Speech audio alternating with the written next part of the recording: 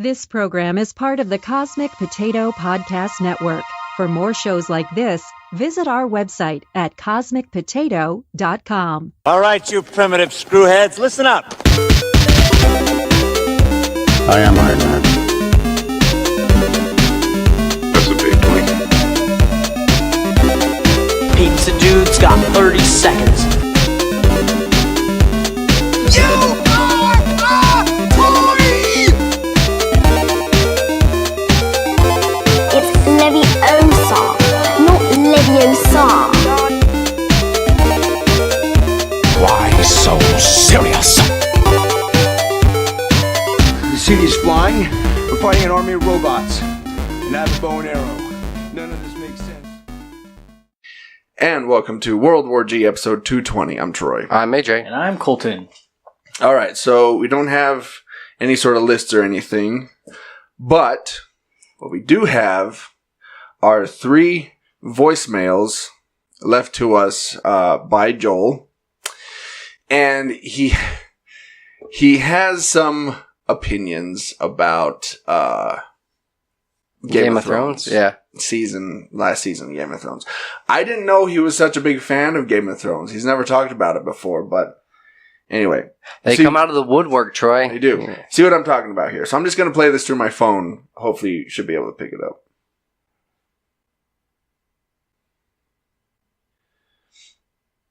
Hang on.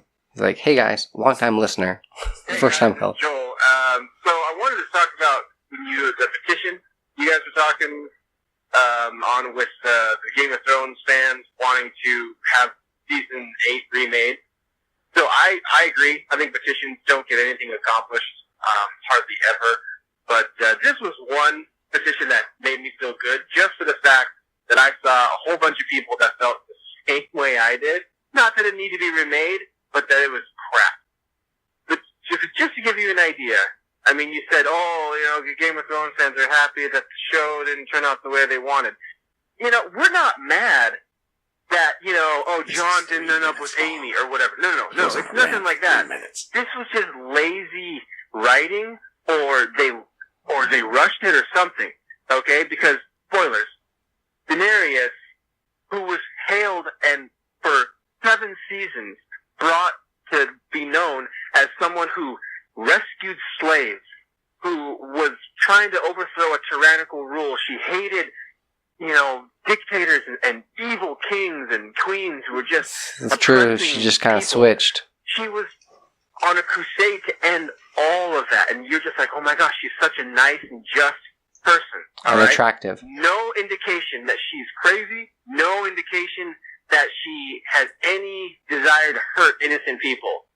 But in the penultimate episode, just because for no reason, she had everything she wanted, the city had surrendered, the queen was beaten, that she wanted to kill, everything was done, she just like, okay, I guess I'm gonna burn everybody, and murdered hundreds of thousands of innocent men, women, and children. And probably dogs and cats. That's where I draw the line. There was no explanation. There was no, and maybe it's coming in the last episode, but there was zero explanation or hint throughout her entire reign, throughout the entire 7 seasons. Oh, by the way, she's got something crazy inside of her that she's hiding. Nothing. It came out of nowhere. It's almost like if they made another season to Firefly. All of a sudden, Nathan Fillion in that last episode or whatever is like, oh, by the way, I'm going to murder 100,000 people on this planet. Whoa. Out of vengeance and spite and anger, not just like, whatever. Just all of a sudden turned out to be this terrible, horrible person. It's like, go brown coat. Where did that come from? There's no character arc for that at all. So, anyways, long call. It's more than just like being upset that it didn't go the way we wanted. No, I don't care if whoever ends up on the throne. Okay, so that was the first message, and it was so long that he got cut off. Yeah. Our system cut him off. So let me play you the second one. This one's only 1:06.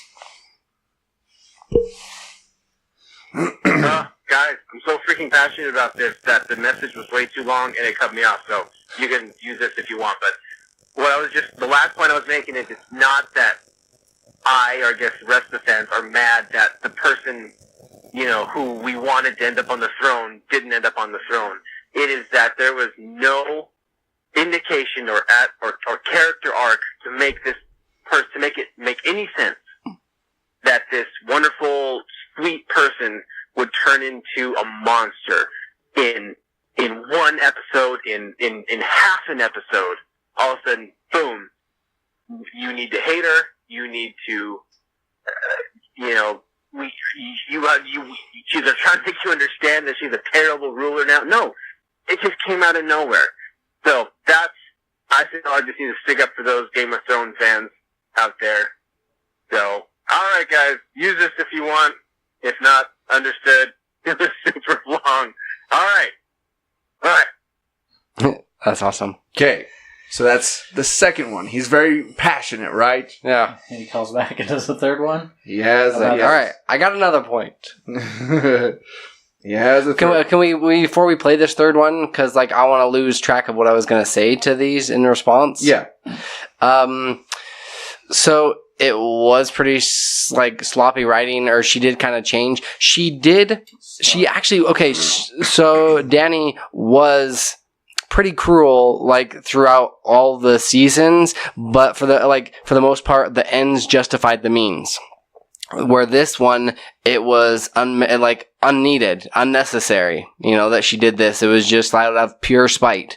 It does feel like that's how they were able to wrap up the season so fast, is because she has this quick character arc and they focus primarily on her, and then just killed off a couple of the majority of everybody else. But yeah, I really feel like this one could have easily gone at least 2 seasons. I wanted to see more of these I was about to call them the Winter Soldiers, the White Walkers. Yeah. Just because there was so much of a build up to that, and then all of a sudden one episode they're done, one and done. Yeah. So, okay. So just to give you an idea, that last message he left me on Monday at 8:14 a.m. Okay? Next one's at 3 in the morning? No, next one is on Monday again at 12:32 p.m. Okay. Here he goes. As soon as I can get it to... Come on. Hit the button. I am hitting the button. Push. There we go. Hey guys, it's Joel. I guess this is part 3. Hey, tail between my legs. I just saw the final episode. Spoilers. And they kind of explained a little bit what happened with Daenerys and why she killed all those people. She basically was turning into well, they said, I was sitting there saying, oh, she freed the slavers and freed the slaves from the slavers. I mean, she murdered all of them. And she freed the Dothraki from the Khals, but she murdered all of them. So basically they said they were cheering her on when she was murdering bad people, but she's always been about anyone that's in her way will die. But we just didn't realize it because she was doing it to people that we were okay with dying. So, pretty cool way I thought they explained it. And I will take my name off the petition, not that I did sign it. But, anywho, I just wanted to throw that out there and say that I was wrong and it all makes sense now and petitions suck. I agree. Thanks, guys. Awesome.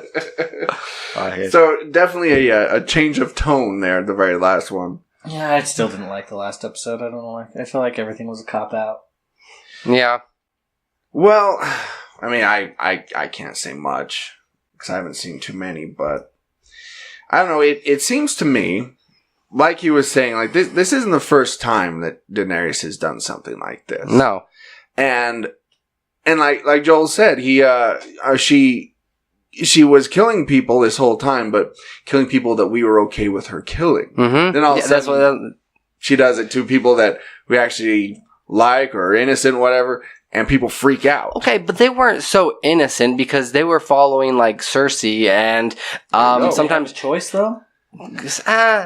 Yeah, they kind of rebelled a little bit, but then they just like, we're just gonna sit back here and not do anything. Plus, you have to start from the ashes sometimes, right? See, the thing is, they surrendered. She had won. It's not like they were still fighting against her army. Oh yeah, and we're resisting. And she's like, you know what? If they're not going to follow me, then I'm just going to take them all out. Like the bells were ringing. Yeah. The soldiers had put down their weapons, and Grey Worm freaking launches that spear, kills that guy.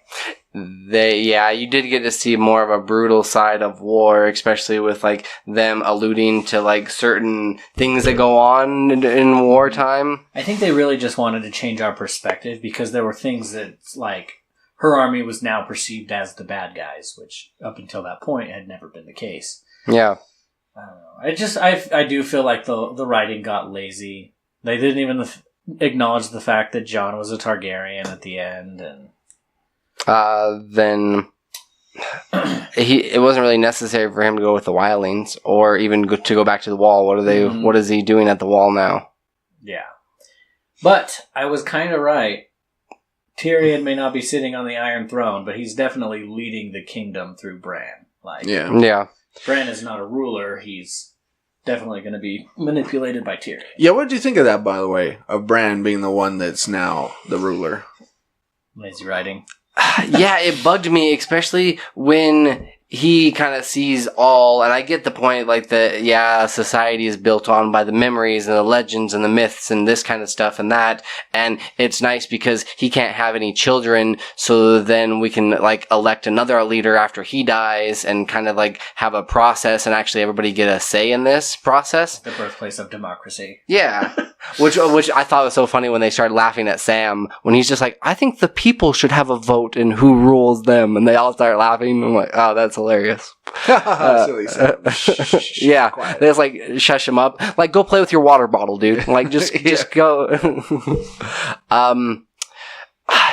I don't know if I necessarily liked it just because when Tyrion said, well, why did you come here? He's like, oh, I came here, you know why I came here, like, because I was gonna rule. Would you be okay with ruling? And he's like, why else would I be here? Yeah, I'm like, wow, that's arrogant. I don't want him as the, yeah. I mean, I'd rather have the dude that just like killed Dany than like, or somebody else, I did think it was funny how the uncle like tried to step up and actually like say, I've fought in many wars and I've done this, and then they're just like, oh no, sit down, shut up. just sit down. We're not picking you. Yeah. The last thing that kind of bugged me is what the Northerners wouldn't bow down, and so everybody else is just like okay with him being the leader. With Bran being the king over the 6 kingdoms and then the north. And it probably helps that it's Bran's sister. Mm-hmm. Got that. And everybody else is like, yeah, like, all right, we'll choose him. And then she's like, I like you and all, but I'm going to rule this place how I want. I don't know. It was kind of, I don't know how I felt about it. Also, there was supposed to be a scene with Tormund and Brienne of Tarth, like at the very end, but they threw that out and instead put that scene of Tyrion straightening the chairs. Oh, okay. That makes much more sense. Yeah. Why tie up a loose end when you could just straighten some chairs? He did that because... We need more Dinklage in this. You can never have too much Dinklage.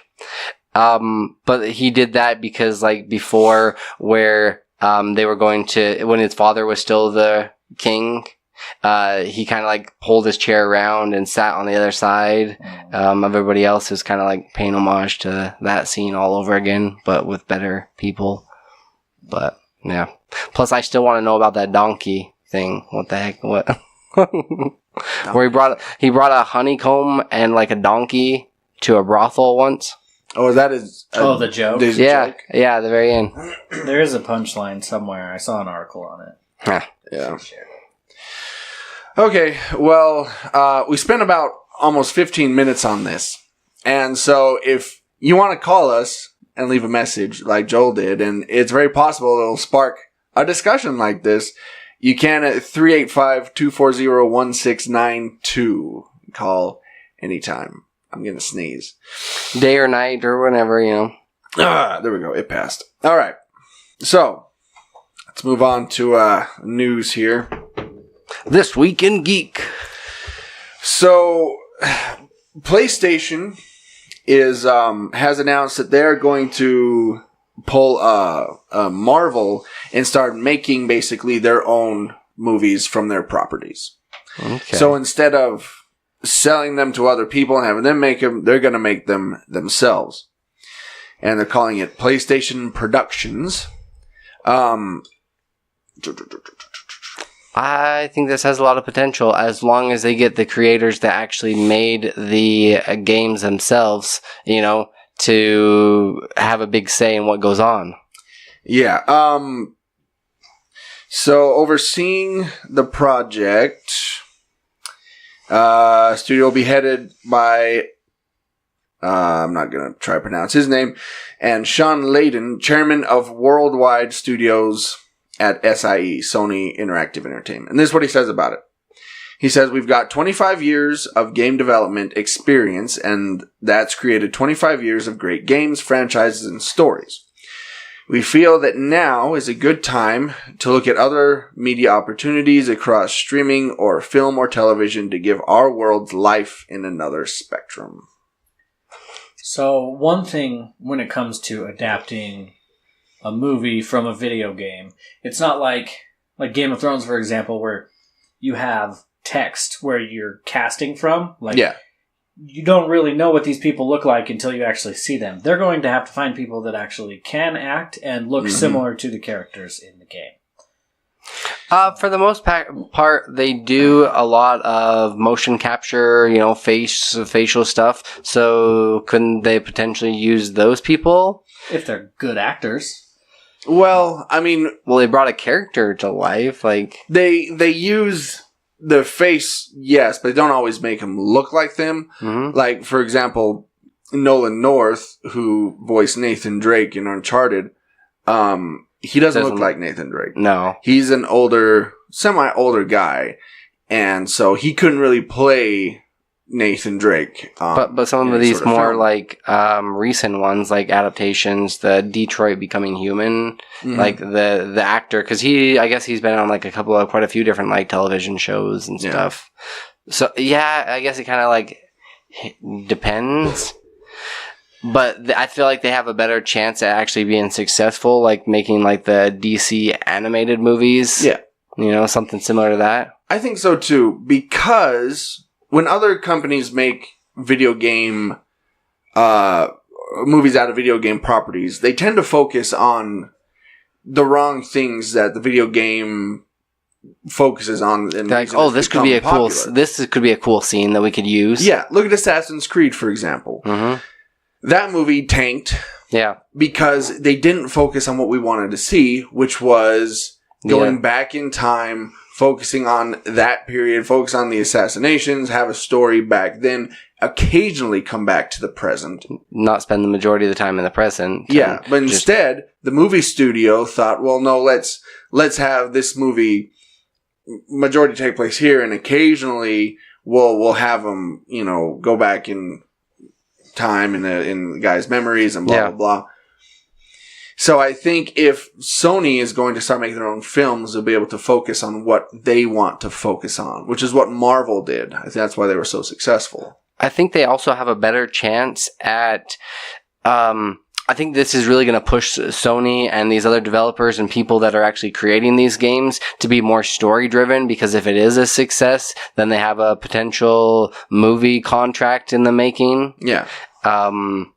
I was looking at some of the like titles that are PlayStation exclusives, and you've got God of War, Until Dawn, Bloodborne, Horizon Zero Dawn, Spider-Man, Uncharted, Days Gone, Last of Us, Ratchet and Clank, Infamous Second Son, Detroit Becoming Human, Shadow of the Colossus, The Last Guardian. Like the list goes on and on. They've got a lot of like things that they could pull from. The Order 1886.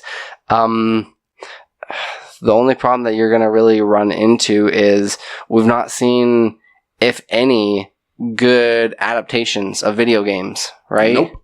So this is kind of a daunting task for them. Although that last Tomb Raider film wasn't bad. No, yeah. That's probably come the closest.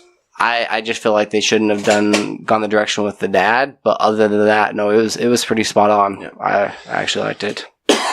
So that potentially could be like the Wonder Woman of video games, right? Video game movies, yeah. Mm-hmm. They could make a really cool God of War film. They could make a really cool Infamous film. Jason Momoa. Yeah, he'd make a good Kratos, sure. As long as he was like the younger Kratos, like where they start from the original games. I saw like an image where he had like this huge beard and he was more of a stoic, rustic, old. He's not that old of a dude though. And it kind of looked a little out of place. Yeah. They already have a prototype film, Venom. Oh, that's true. That's pretty much what the whole video game prototype was. Yeah? Yeah? Man, they need to remaster that game. The Venom game? The prototype. Oh, okay, yeah. Yeah. And Venom was alright. Wasn't too bad. Detective Pikachu is based off of a game. There you go. Loosely based off of a game. Well, shoehorn in that segue. Right? Hundreds of children were terrified when they... right to the story. There's no need for any more of a segue, dude. Like, it works. Like, when they... And actually, we were saying it wrong. It's not La Llorona, it's La Llorona. When you have two L's, it makes that U. Yeah. Yeah. Llorona. Right. Instead of Detective Pikachu, that's what kids were.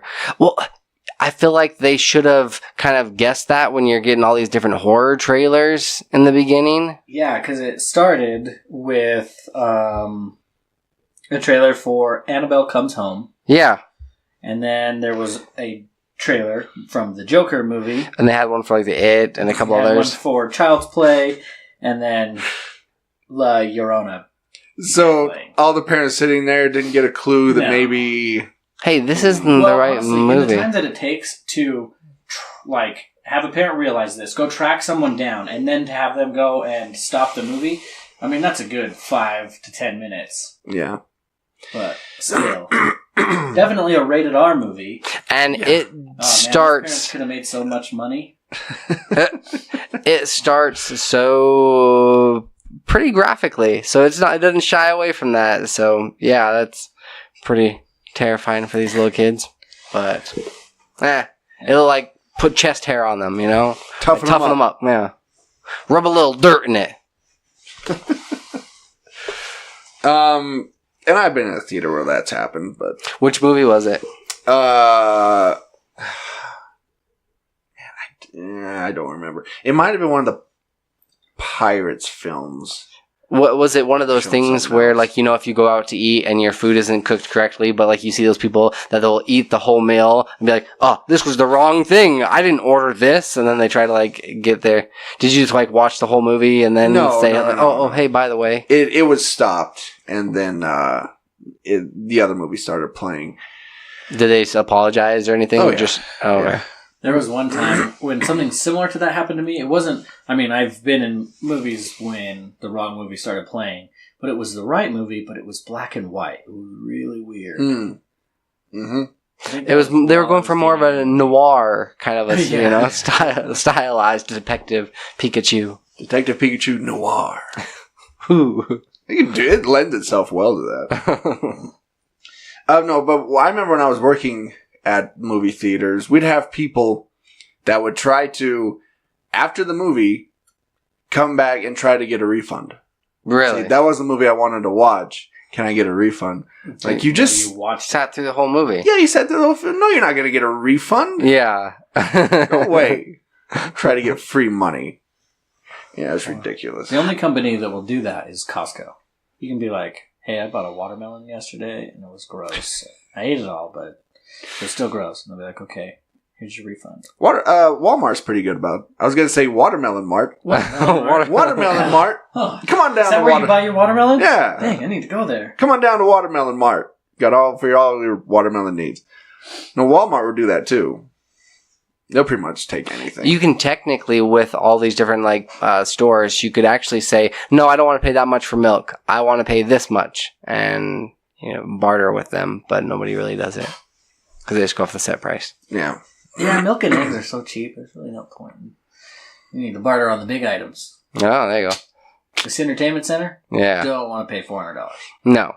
$250. $350. I started even lower, dude. No, as at my current job, I'm actually a pricer. Price all the large stuff. And I've had to negotiate with a couple people. Really? Yeah, I'll go onto the floor. I don't want to pay 15 cents for this. Yeah, and somebody will catch me. And there was this guy that wanted to buy this bike. And it was like $25. $25 for a bike, by the way. Pretty cheap. Yeah. But he's like, How oh much no. was your bike, Troy? Free. It's free. So was my phone. My phone was free too. But I figured that bike's a loaner, yes? No, you can have it. Oh, all right. Yeah. Awesome. Free bike. All right. But yeah, so you're saying, it doesn't have a seat, brakes don't work, blah, blah, blah. He was picking it apart like a used bike that somebody donated. So I'm like, well, all right. I had my price again right there. So I go, all right, well, if I do 20 on it? Yeah. He's like, well, it's missing all this stuff, blah, blah, blah. I think it's a little much. I'm like, fine. 15. Yeah. Like, okay, I guess I'll do 15. And you'll do 15? Wow. Normal bike like this would cost you about $150, give or take. But anyway.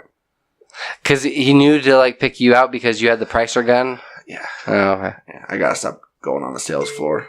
I gotta learn my lesson. Anyway. So we're getting a Back to the Future musical. The thing that nobody asked for. Correct. And it's set for a 2020 world premiere. This is going to be one of those things that just stays in New York and is pretty short lived.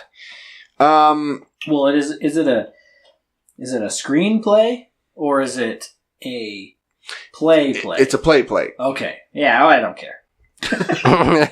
Now it was a screenplay.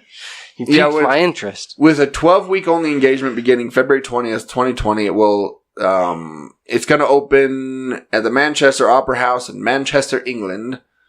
Why England? Right. That's an American film. You open in America. Yeah, and then it's going to move. They don't say kilometers. You're not going in kilometer speed. It's not 88 kilometers per hour. Yeah, that's like 50. Yeah. Something. Wouldn't even be that quick. Yeah, so it'll be open in England for a while. And I don't know if it's going to move here. It might, but I can't see Back to the Future lending itself to a stage play, 1, and a musical, 2. No. That doesn't make any sense to me. I think Jurassic Park has a better chance. Yeah, they have big puppet dinosaurs. It could work. Right? Do like The Lion King, where you have actors that are dressed as the dinosaurs. And this is a pretty good guess, guys. That's not bad. 54 kilometers, yeah. Yeah. That's not even that fast. It's really not. Nope. That's like a school zone here. Pretty much. Okay. So, Carrie Skolland is set to direct the 6-part miniseries for Falcon and the Winter Soldiers. I've not seen too much of her work. They were breaking it down and what she's been in. It'll be kind of interesting. I'm always apt to give them a chance to, make something of the series, because I feel like Marvel is going to be, overshadowing them, so they're not going to be on their own to do this. But well, Skoglund is the Emmy-nominated, BAFTA-winning director, showrunner, and CEO of Mad Rabbit, a Red Arrow Studios company. Skoglund also was exec producer and director of History Sons of Liberty for I don't know where that was. Okay. Yeah, she's done a few things. The Borgias and Penny Dreadful, Boardwalk Empire, The Killing, The Walking Dead, Fear the Walking Dead. A couple of episodes on some of those. Under the Dome, Vikings, Power, The Americans, and House of Cards, and The Punisher. So she has done quite a bit. Okay, Punisher. I'm still... It seems it'll like be interesting. She knows how to direct action. Right.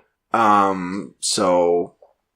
Could lend itself. It also seems like it'll have more of a serious tone, too. Yes. Coming from Vikings and The Punisher. Do we already kind of have a basic idea of what they're going to be doing in this at all? Or Nope, not yet. I imagine it's going to be with him, spoilers, him having the shield and as Captain America. Yeah, kind of taking up that mantle, yeah. But this will just kind of like segue into the next phase, right? I'm assuming most of these miniseries that's what they're going to do. So with it being the same amount of episodes as the last season of Game of Thrones, do you feel like it's going to be a little bit rushed? Like they're gonna, because one of the episodes is gonna have to be setting it up, and then the final episode is going to have to be tying it together. So you're already limited to 4 episodes that you can do something with. But I think with Marvel, I think they kind of have the idea that if you're going to watch these series, you know who these characters are. You know the backstory. Yeah. And so I don't think there's going to be a whole lot of setup. I also think with Marvel and their TV, they know what they're doing. Right. So I'm not too worried. I think it'll be good. But yeah, no idea what it's about. Right. Yet. I'd like to see like a road trip film with those two. That'd be pretty good. They just go fight crime, like they're driving along, like the interstate, and just kind of pull over to a rest stop and beat the crap out of people that are trying to rob this, mom and pop store. Yep. Falcon and Winter Soldier, 2 characters you probably won't see at Star Wars Galaxy's Edge in Disneyland. That's opening on May 31st. Tell us all about that. So Disneyland just released a new guide map that shows the new Star Wars Galaxy's Edge part of their theme park. Yeah. On the edge of the park. How about that? But I don't know if you guys zoomed in on it and if you could see any iconic places in here. They're obviously going to have the cantina. But it really just looks more like a deserty area. Like it's going to be Tatooine. Yeah, Tatooine or Jakku. So it looks like when you go in, there's that statue. You go off to the left. You go through around Splash Mountain and Rivers of America. It's going to be back behind there. Yeah, but I've heard there's going to be a cantina. There's going to be a full-size Millennium Falcon. There's going to be all kinds of stuff. I do wonder if they're going to move Star Tours to Galaxy's Edge. Yeah. If you look at the very, very edge, though, it looks like there may be some more, like, Empire stuff, like, because it's more gray. Right. That's very possible. That'd be cool. I hope they, like, recreate sets and stuff. I'd be surprised if they didn't, yeah.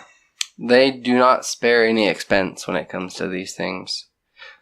Of course, I got that Disney money. That's true. I probably won't see it for another 10 years. When the crowds die down. Yeah. Then I'll go. Troy's still waiting like 3 more years until he goes to see like Harry Potter, like Hogwarts. You know how affordable it is to go to Disneyland by yourself? Mm-hmm. If you're willing to sleep in your car, like... Oh, I'll sleep in my car. A few $100s, like say no more. I was already planning on that. I've slept in my car overnight before. I'm alright with that. In a rest stop outside of California.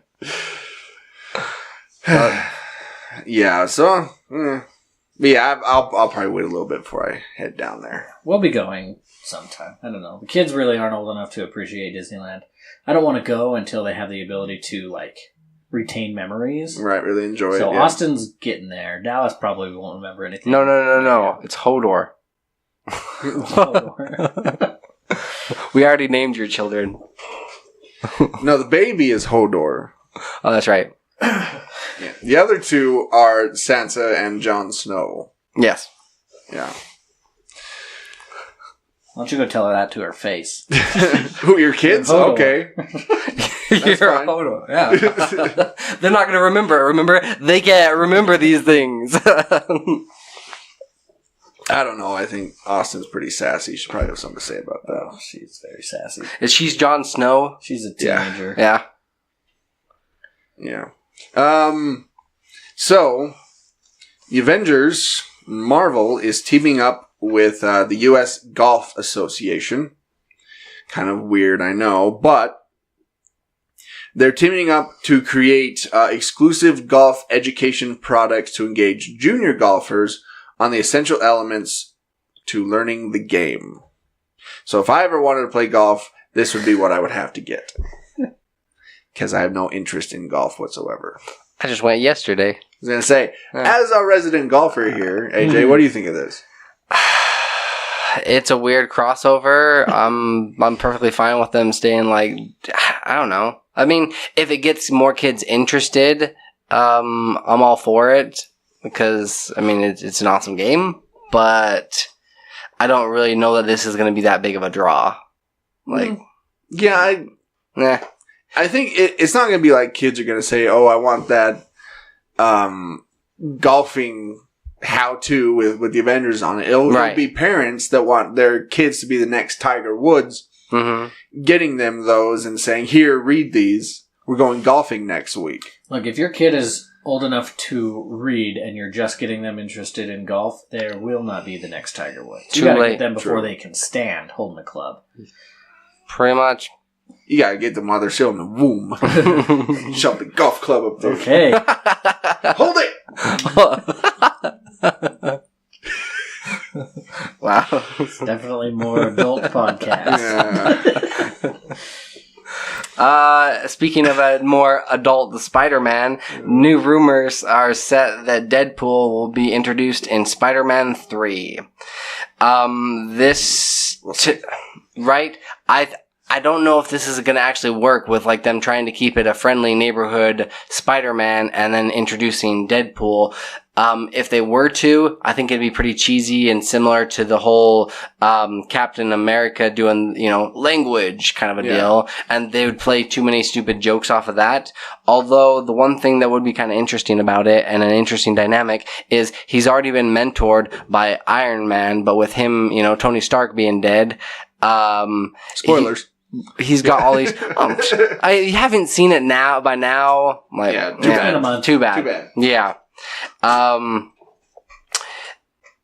It'd be interesting to see, because this is kind of more of his like teenage, still influential. Like, he's growing up, like getting ready for college and stuff, and doing wild and crazy stuff. And then you have like introduce a character like Deadpool into the picture, and I think that could almost like shape or change who we know Spider-Man to be.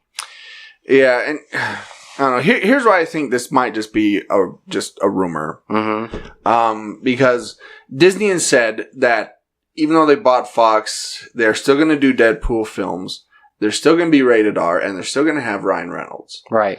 So I think they're not going to bring Deadpool in to the MCU. I think they're going to keep him separate because he's so R-rated. Because if they do bring Deadpool in, they'll really have to water him down. Right. Well, I think that's the reason why it would work to have Deadpool specifically in a Spider-Man film, because Deadpool breaks the fourth wall. He knows that he's in a movie, and so it'll be just like what we talked about with him being in the Avengers movies, like, you get one F word, and you have to use it wisely. Like, so he's gonna go the entire movie without using it, knowing that he has to save it for the right moment. But also, the whole Spider-Man-Deadpool relationship is really more on the side of Deadpool. Like, he wants to be Spider-Man's best friend, and he thinks that they're best friends. But I don't think that Spider-Man feels exactly the same way. He does not. And Deadpool's kind of just, like, annoying to him, but could be an interesting dynamic. I'd be fine with seeing it. I don't know. I think he would, like, lend himself better to, like he already has, to the X-Men universe. I mean, still Marvel, but I think he could do a better job in there. But then it would be like you'd have too many different characters, and he'd just be one of the guys. Mm. Yeah, Spider-Man, he'd get to like shine a little bit more. I also think that Marvel knows that kids are going to go want to see Spider-Man, and so I think that's why they probably won't have Deadpool in there. Yeah, it would probably like take some of the allure that is like Deadpool, you know, like, ooh, it's rated R, it's edgy. Like it would definitely, like you said, like water it down. It would be really funny to have like Spider-Man 3 coming out. No, in the previews there's no Deadpool or anything, and they're just keeping like he's in the movie but he's just not in the trailer, and then just surprise people, having him be literally all throughout the movie, but they just picked and chose the trailer carefully. Yeah, I hope that doesn't happen. Troy would be pleasantly surprised. What? What's this? No way! Yeah, they did what? Oh, man. They completely had me fooled. Yep, that's exactly what I'd say. That trick would really only work on the first people to see the movie, though. That's true. After that, they'd be spoiled. Yeah. Out of the bag.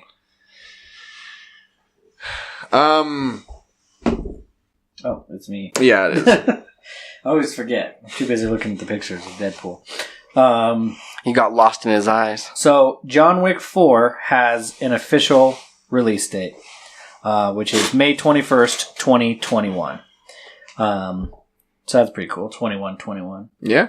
Anyways, did you guys get a chance to see this movie yet? I haven't yet, but I really intend to. I love John Wick. I'm fine with more John Wick movies. They're like good Mission Impossible movies to me, or good Fast and Furious movies to me, because some of the stuff's a little ridiculous, but it's definitely possible. Like, it doesn't defy physics or anything. Right. But yeah, I really like the John Wick movies, and I hope to see more of them. I just hope that Keanu doesn't get too old to do them.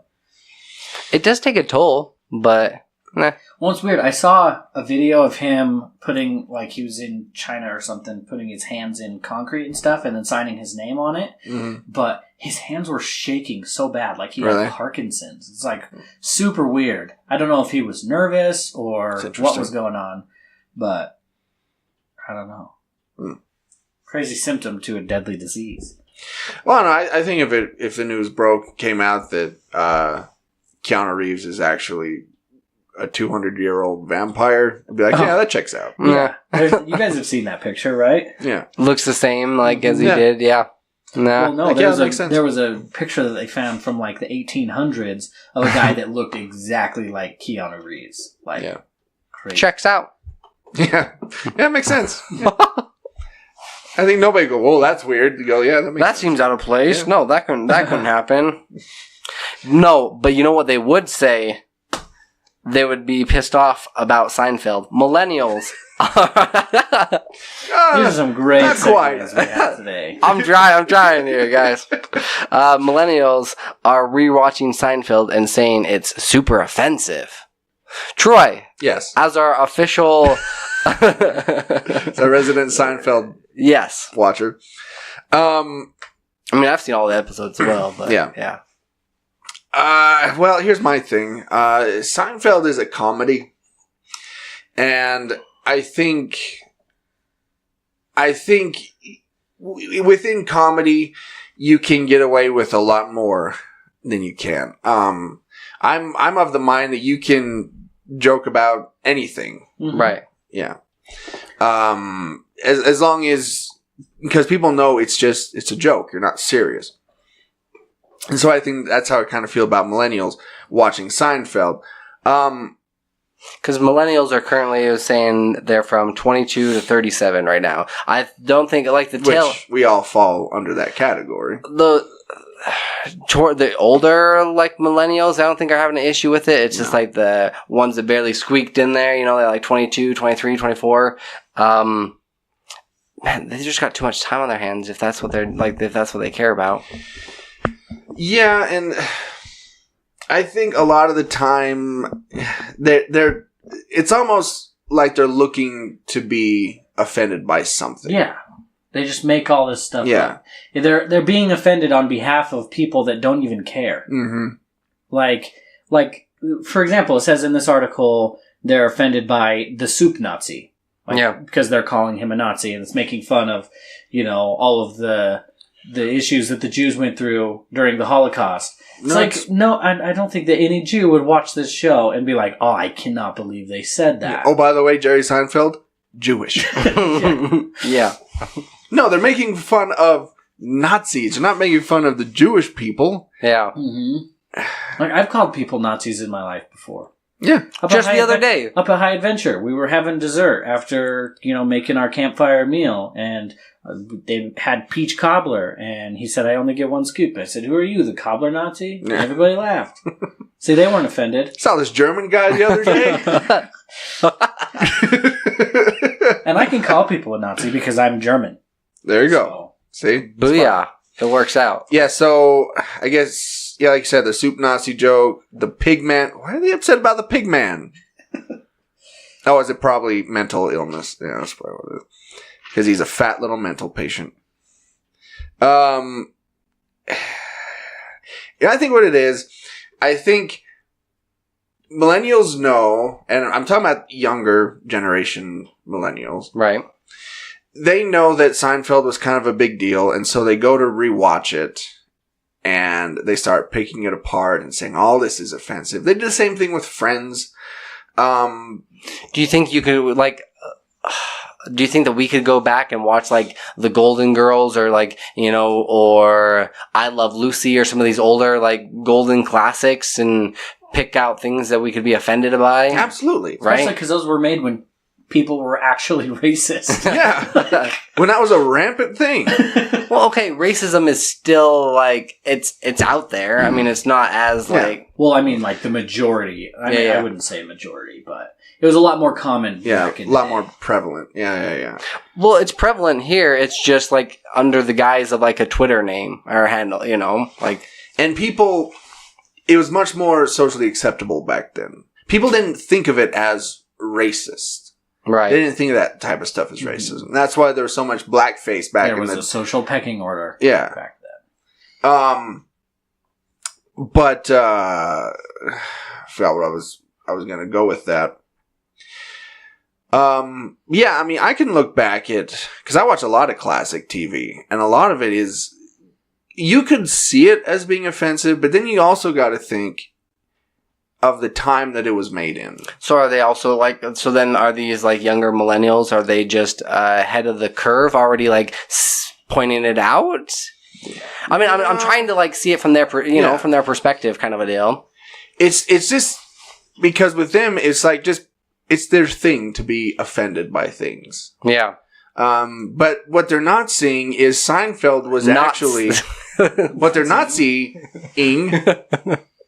is that Seinfeld was actually an extremely progressive show, right, for its time. I mean, they had a whole episode about who could go the longest without masturbating. Birth control. Birth control. With the sponge. Who gets the sponge? Oh, no, you're not sponge worthy. I mean, it's an extremely progressive show, but because they throw in the name Nazi, all of a sudden they freak out. Yeah. Think Jerry Seinfeld will actually say anything about this? No. No, doesn't care. No, Jerry Seinfeld hates millennials. He hates everybody. It's true. He has kind of become an ornery old man. Yeah. Anyway, it gets ridiculous when you try to make something out of something that's not really there. Not everything has to be a thing. Not everything has to be offensive. Not everything has to call for social justice warriors. And look, I'm all about that when it comes to certain issues and topics, absolutely, but things that are actually issues and actually important. Mm-hmm. Yes, and that's the problem, is everything else gets muddled in there, and then people don't care about what are actually good issues to be bringing up, because they're just seeing all this other stuff, and it just gets washed down. Yeah, when people are offended about everything, then, like you just said, the real issues just get pushed aside. It's like the boy who cried wolf kind of a deal. Nobody wants to hear it. And if there really was an issue with Seinfeld, none of us would know what it was. It would never have taken off like it did. Mm-mm. Yeah. Yeah. Should we just go right into movies? Yeah. All right. I did get a chance to see the new Aladdin movie. It was pretty solid. Let me start off by saying Will Smith has still got some chops on him and did like a fantastic job with the genie, and it actually worked. Mm-hmm. I was surprised at how much he was Will Smith in this movie, though. Yeah. He was his own character. They also gave the genie a love interest and kind of a romance side of story. It was interesting. It was interesting, but it actually played itself well to the whole thing, because then he had more of an invested interest to stay around with Aladdin and help him out, because it was helping him out, but it was also helping, the genie himself out, right, as well. And yeah, it hit all the bases that it needed to. There was there was another new song. They definitely made Princess Jasmine more of a a stronger character. Mm-hmm. She had this one woman empowered song where it was kind of that she wants to be the next sultan, and Aladdin would be more of just the arm candy, right?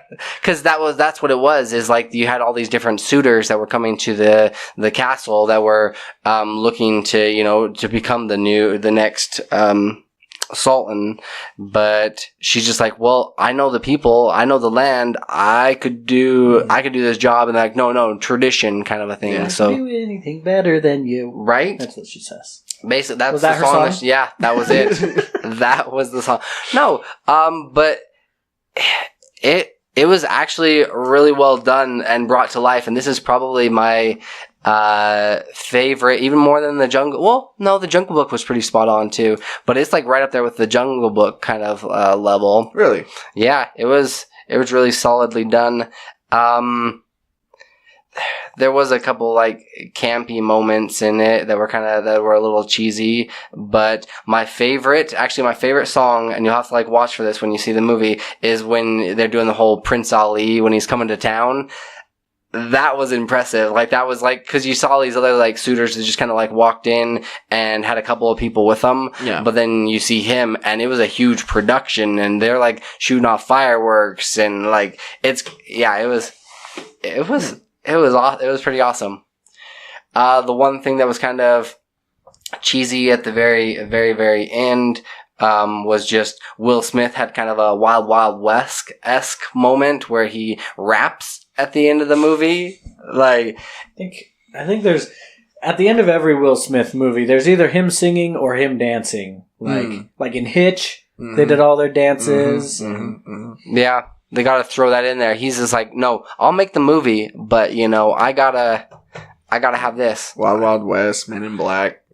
Yeah. Right? Bad Boys. Doesn't he do something at the end of Bad Boys? He probably does. I think he does. He is in the rap. Yeah. He raps at the very end of at least one of them. I don't know. That one I didn't think... It felt a little out of place for Aladdin. Right. And they definitely made Aladdin a little bit more R&B, hip-hop-esque. Yeah. There was a couple of songs where they put their own flair on it, that it actually it seemed more thuggish. Aladdin the remix. Yeah. Gangster, yeah. It actually worked. They also did quite a bit with the whole Bollywood-esque style, where some of the dances were kind of those sharp pops. Yeah.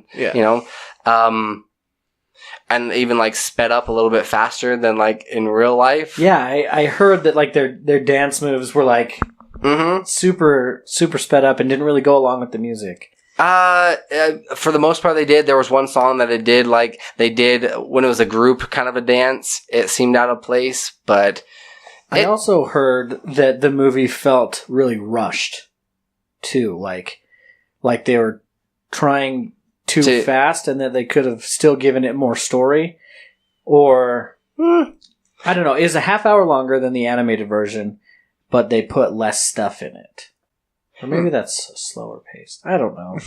No, it hit all the beats. I mean, he goes to get the lamp. He, has like all the songs that you'd expect to be in this movie. I can show you that one was really impressively done. The carpet actually was like one of my favorite characters in this. He did a good job. Iago was the only one, which sucks because it was Tudyk that did the voice for it. That one was the only one that you couldn't understand him occasionally what he was saying because Why didn't they have Gilbert Gottfried do his voice? Right? Oh. He's still alive. Still has the same voice. Yeah.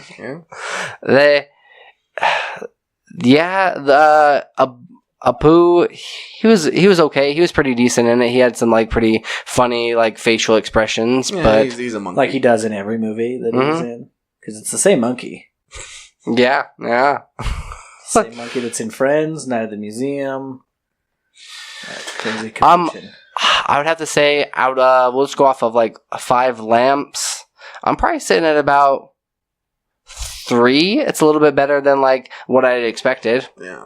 So it's not too. Right. Yeah, it's worth checking out. Wait, that just clicked. That's the same monkey? It's the same monkey. Pirates of the Caribbean. Katie? I know the monkey's name is Katie. Because they had a blooper in Friends and Jennifer. That monkey's still around? I was going to say, that's still alive? Wow. This one seemed more Maybe CG. It's not the one in Friends, but in this Aladdin one, I think it seemed way more CG. Well, it probably was. A lot of it was probably CG. With a real monkey spliced in. Yeah, but if you like Aladdin, you're going to actually enjoy this movie. All right. I wouldn't be surprised if it was the same monkey who was in Pirates.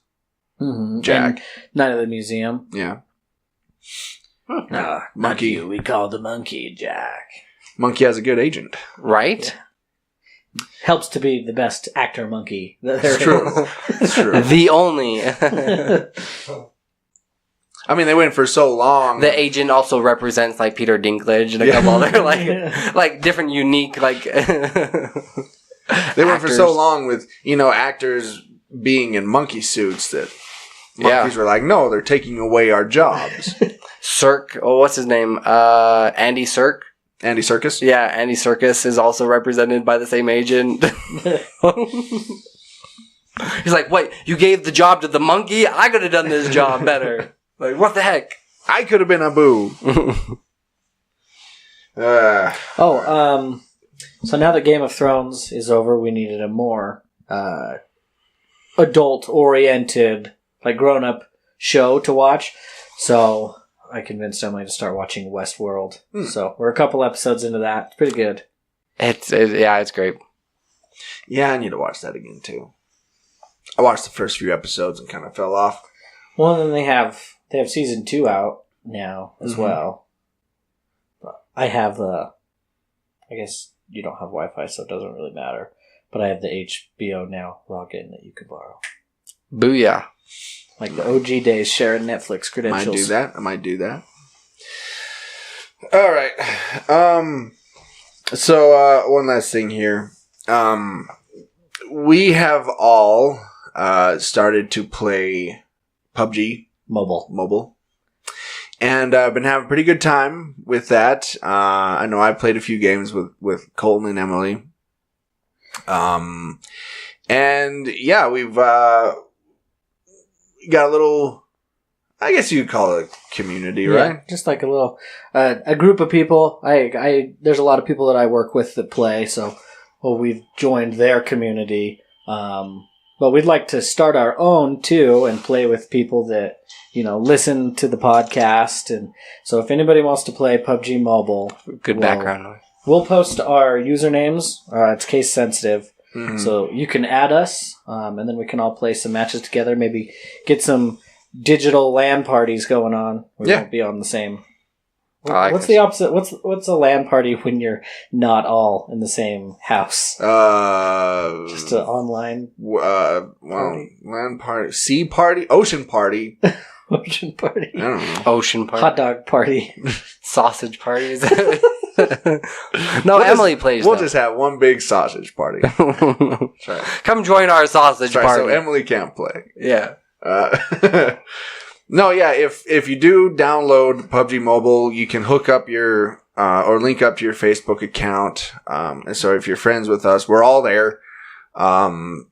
So yeah, you can track us down. And then whenever I'm online and I'm idle, which is just on the home screen, you can always invite me to a game, and we could do a duos or a squad game too. So it's more fun to play with people that you know than it is to play by yourself. So which I did the other night, but you declined it because I think you were just going to bed. So it was like 12:17, and I was like, okay, it's bedtime, and then I get a notification that Troy wants to join a match, and I was like, yeah, sorry, Troy. It's like, oh, yeah. I didn't realize how late it was. I'm like, oh yeah, Troy's up till like 4 or 5 in the morning. Yeah. You know, if I don't have to work the next day, probably. The only thing that sucks about this game is it takes 25% of your phone battery to play an entire match, and so it kind of. I mean, it's kind of nice that it limits you a little bit. You can only play for like an hour to 2 hours straight before it makes you put your phone down. Unless you charge it while you play, which I can't do. Which I do. So yeah, hey, I can play forever. So yeah, if you want to hop on there and download it, and we'll have good times. Sweet. All right. So here's where you can find us. You can find all of our episodes at worldwarg.podbean.com. We're also on iTunes, Google Play, and cosmicpotato.com. On the social media, we're at facebook.com/worldwargpodcast.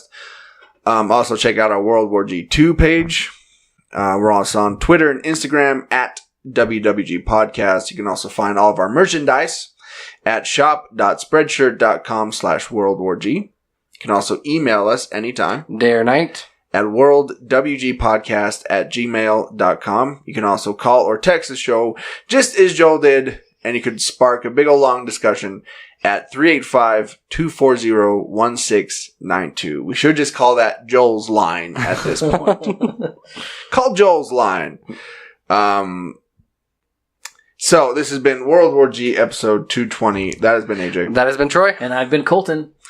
Stay geeky, my friends.